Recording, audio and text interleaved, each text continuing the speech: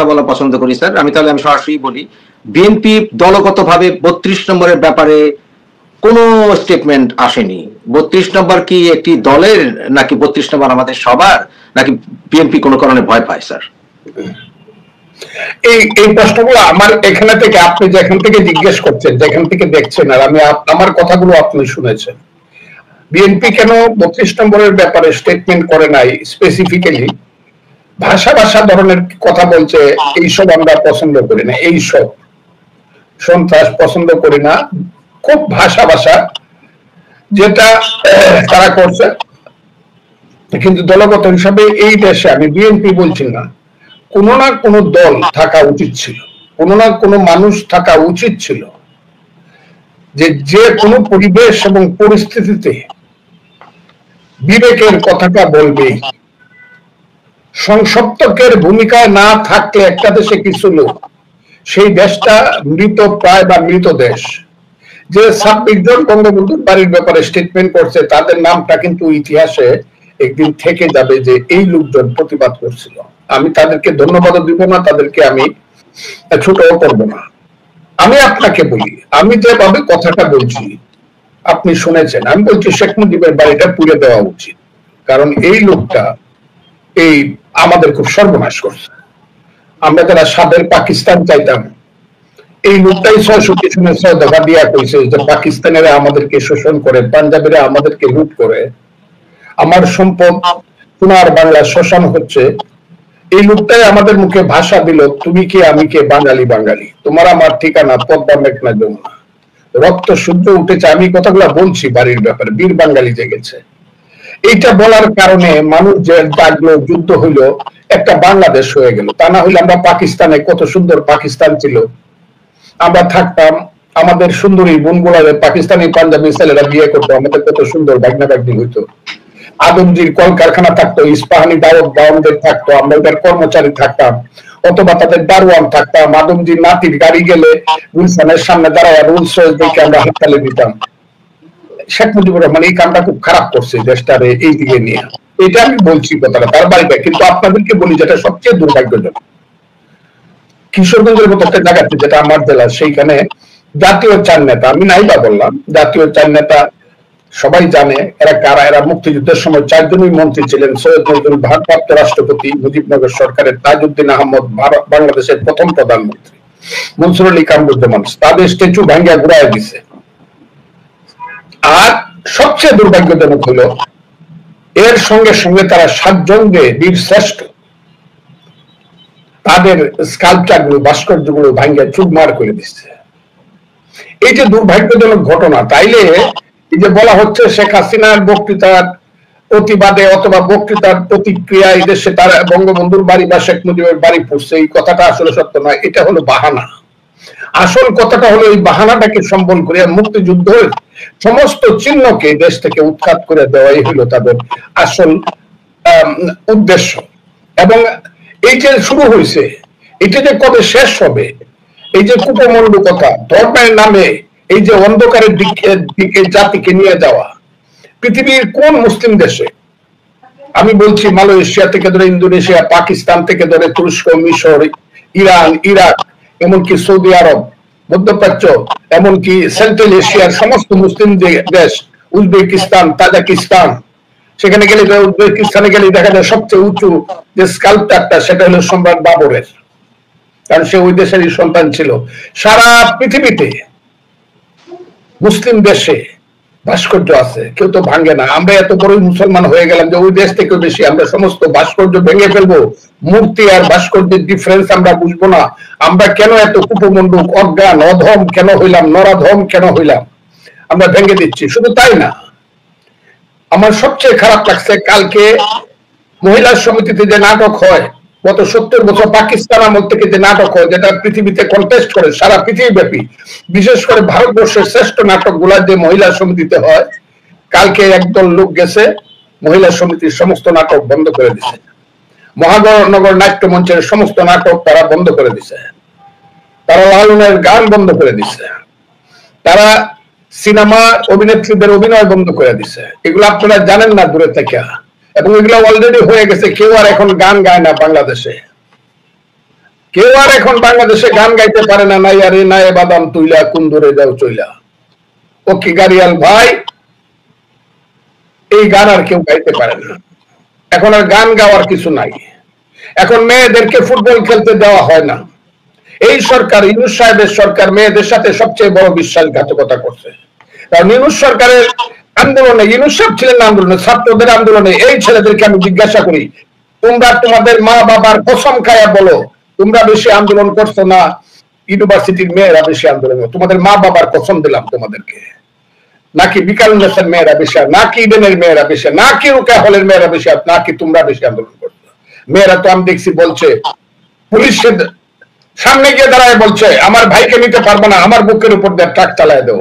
Police বাধ্য হয়ে আন্দোলনকারীকে ছেড়ে চলে গেছে।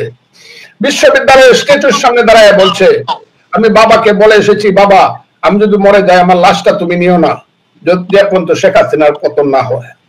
এই যে মেয়েরা, আমাদের সেই সবচেয়ে ভালো যে স্কুল বিকারুন্নেসা, সেই বিকারুন্নেসা 6 এর মেয়েরা রাস্তায় নেমে বলছে শেখ হাসিনার নামে বিরুদ্ধে স্লোগান দিছে। সেই মেয়েদেরকে অপমান করে এখন কি হচ্ছে, যে টিমটা হলো ভারতবর্ষের, ভারত উপমহাদেশের সবচেয়ে শ্রেষ্ঠ টিম, সেই টিমটাকে এখন ফুটবল খেলতে দেওয়া হচ্ছে না। আমার কথাটা বুঝবার চেষ্টা করবেন। জি, এখন কোথাও মেয়েরা কোথাও খেলাধুলা করতে পারে না। আপনি যদি অবাক হবেন, আজকে আমাকে বলছে, কে বলছে আমি বলবো না, কারণ আমি প্রতিদিন হাঁটতে যেতাম, এখন আর হাঁটতে যাই না। হাসিনার সময় মনে হতো না, শেখ হাসিনার সময় আমি হাঁটতে গেলে আমার কোনো অসুবিধা, পার্কে সকালবেলা, কিন্তু আমি এখন 2 মাস যাবত পার্কে হাঁটতে যাই না। কেন যাই না এটা বলবো না আমি। সেই পার্কের একজন মেয়ে আমাকে বলছে, মেয়ে না, সে আমার বোনের মতো, সে আমাকে বলছে যে আমরা 2জন মেয়ে আমরা আলাপ করতেছিলাম, হাঁটতেছিলাম, তখন বুরকা গায়ে আরো 2জন আসলো, আর 2জন ছেলে এসে বললো যে এখানে হাঁটতে হইলে কিন্তু কালকে থেকে হিজাব করে আসবে। এই যে শুরু হয়েছে যে ফুটবল খেলতে দিবে না, নাটক করতে দিবে না, গান গাইতে দিবে না, লালন অনুষ্ঠান করতে দিবে না, এই যে শুরু হয়েছে, এই যে বিশ্বাসঘাতকতা ইউনূস সরকার করতেছে মেয়েদের সাথে, তার উত্তর কি বাংলাদেশের নারীরা দিবে না, আমাদের মায়েরা বোনেরা দিবে না? আমি তো মা বোনদের মধ্যে কোনো ডিফারেন্স করি না। আমার যে মা নেকাব পরে, হেজাব পরে, সে আমার মা, সে আমার বোন, সে আমার মেয়ে। আবার যে চুল খুলে সুন্দর করে আশ্রয় গিয়ে ফুটবল খেলে, সেও আমার মা এবং বোন। আবার যে বিশ্ববিদ্যালয়ে পরে বোরকা পরে, সেও আমার বোন মা। আবার যে বোরকা পরে না, সে আমার বোন মা। এই যে নারীদেরকে এই দিকে আফগানিস্তানের দিকে ঠেলে দেওয়া হচ্ছে, আফগানিস্তানের মেয়েরা ক্লাস 5-এ বেশি পড়তে পারে না, এখন দেখছি তারা গোপনে এসে পাকিস্তানে লেখাপড়া করে। এই দেশটা কি এই মধ্যযুগের দিকে নিয়ে যাওয়ার জন্য 5ই আগস্ট হয়েছিল কিনা আমি আন্দোলনকারী সন্তানদেরকে জিজ্ঞাসা করতে চাই। তোমরা এই দেশটাকে কোথায় নিতে চাও এটা দয়া করে বলো তোমরা, না হলে আমাদেরকে মেরে ফেলো। তোমরা এসে ব্যাসফায়ার করে আমাদেরকে মেরে যাও, তারা এই পৃথিবীতে কেন জন্মগ্রহণ করে, যুদ্ধ করে কেন দেশ স্বাধীন করছে। কিন্তু স্যার এই ছাত্ররা যারা এখন নিজেদেরকে সমন্বয়কারী হিসাবে সামনে আছে, এই সমন্বয়কারী ডাজন্ট নেসেসারিলি মিন যে শেখ হাসিনার বিরুদ্ধে যারা আন্দোলন করেছিল, ছাত্ররা, সাধারণ জনতা, তাদের এই সকল স্টেপ যেগুলো আমরা কখনো ভাবতেও পারিনি শেখ হাসিনার বিরুদ্ধে আন্দোলনের সময়, যে তারা এই এজেন্ডাগুলো নিয়ে আসবে, তারা কোন কারণে, কোন সাহসে, কোন যুক্তিতে বলে যে তারা যা বলছে সেটা সকল ছাত্র জনতা? আমি দেখেছি মিডিয়াতে বলা হচ্ছে ছাত্র জনতা 32 নম্বর ভেঙেছে। স্যার, এখানে ছাত্র জনতা না, তাদের একটি ফ্রিঞ্জ ফিউ যারা কিনা এই এজেন্ডা নিয়ে আসছে। এর জন্য তো এটা তার মনে করার কোনো যুক্তি নেই যে বাংলাদেশের সকল ছাত্র সমাজ তাদেরকে সমর্থন করছে। এটা তো স্যার একটি অন্যায় বিষয়। এখন যখন তারা এই হুমকি দিচ্ছে এবং তাদেরকে উস্কে দিচ্ছে, আমরা এখন বুঝতে পারি যে নির্দিষ্ট গোষ্ঠী কারা, এবং কয়েকজন তারা দেশের বাইরে থেকে উস্কে দেয়। এমনকি আপনার মতো একজন স্বনামধন্য, ইভেন আমার কাছে অনেক শ্রদ্ধেয় একজন ব্যক্তিত্ব, আপনাকে পর্যন্ত দেশের বাইরে থেকে স্যার হুমকি দেওয়া হয়। তাহলে এই নেতৃত্বে এদের দ্বারা নির্বাচিত হয়েছেন ডক্টর ইউনূস, উনি নিজে বলেছেন। তাহলে যারা হুমকির উপরে চলে, এমন কিছু এজেন্ডা নিয়ে আসছে যেগুলো আমরা জানতামও না, কিভাবে বিএনপি আশা করে দ্রুত নির্বাচন হোক, কালকে হোক, হলেও এই নির্বাচন তারা সুষ্ঠু হতে দিবে যখন তারা জাতীয় পার্টি সহ বিভিন্ন অফিস পর্যন্ত জ্বালিয়ে দিচ্ছে, তারা 32 নম্বর ভাঙার তারা সাহস রাখে, তারা স্যার বিভিন্ন গ্রামে গঞ্জে পর্যন্ত তাদেরকে রোখার হুকুম দেওয়া হচ্ছে, ডক্টর ইউনূস নিজে বলেছেন। এবং আমার কথা হচ্ছে আপনি কিভাবে আশা করেন যে বিএনপি সুষ্ঠু নির্বাচন আশা করবে এই উপদেষ্টা মণ্ডলীর অধীনে? আপনার কি মতামত স্যার? আমি আপনাকে অনুরোধ করবো, আপনি অনেক দূরে আছেন, আপনি বিএনপির সাংঘাতিক সমর্থন, আপনি বলছেন আমাদের ভারপ্রাপ্ত চেয়ারম্যানের আপনি ক্লাস ফ্রেন্ড, আমি আপনাকে অনুরোধ বিএনপি নেতাদেরকে এটা জিজ্ঞাসা করেন। আমি যেদিন জিজ্ঞাসা করবো সেদিন, বা আমি জানতে চাবো সেদিন, কিন্তু জানতে চাবো যে তারা কালকে কেন গিয়ে ইউনূস সাহেবের সামনে ছাত্রের মতো হাত জোর করে বসেছিল। আমি এটা জানতে চাবো বাংলাদেশে যে মির্জা ফখরুল ইসলাম আলমগীরের মতো লোকজন, একজন নেতা যার পিছনে বাংলার 99% বিএনপি নেতা কর্মীর, সব কর্মীর সময় এত জনপ্রিয় নেতা এখন বাংলাদেশের ভিতরে কেউ নাই, বাইরে কেউ থাকতে পারে, বাইরে আছে আমাদের ম্যাডাম আছে বা তারেক, সেটা আমি যদি ধরেও নেই, কিন্তু ফিল্ডে মির্জা ফখরুল ইসলাম আলমগীরের মতো জনপ্রিয় নেতা আর নাই। উনি কেন গিয়ে ছাত্রের মতো বৈশা রইল? আর ওইসব বেয়াদবেরা যারা তার সন্তানের সমান তার সামনে বৈশা বৈশা প্রফেসরের মতো শিক্ষা দিল, আমি এটা কিন্তু বিএনপিকে জিজ্ঞাসা করবই, এবং জাতির সামনে দিকে তারা কেন বসে থাকবে গিয়ে তাদের সামনে? এইসব যারা বেয়াদবি করে, মানুষকে সম্মান দেয় না, আনকালচার, সমস্ত রাজনৈতিক নেতারা গিয়ে ছাত্রের মতো বসে রয়েছে।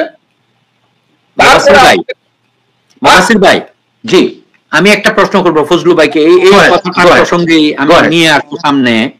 ফজলু ভাই, আপনি যে কথাটা তুলছেন, আমি তার সূত্র ধরে একটা কথা বলছি। এই যে কি জাতীয় ঐক্য কমিশন বা এই যে রিসেন্টলি আপনি যার কথা বলতেছেন, গত 2-1 দিনের মধ্যে মিটিং হলো, বিএনপিও পার্টিসিপেট করেছে, যে 33-35% আওয়ামী লীগকে বাদ দিয়ে অ্যাডাল্ট ভোটার্স পপুলেশন বাদ দিলাম, অ্যাডাল্ট ভোটার্স জাতীয় ঐক্য কমিশনে, জাতীয় কি এটা ঐক্য হচ্ছে না অনৈক্য হচ্ছে? এটাও আপনার কাছে আমার প্রশ্নোত্তর করে দিলাম। জি, আমি যে কথাটা বলছিলাম সেটা আগে বলি।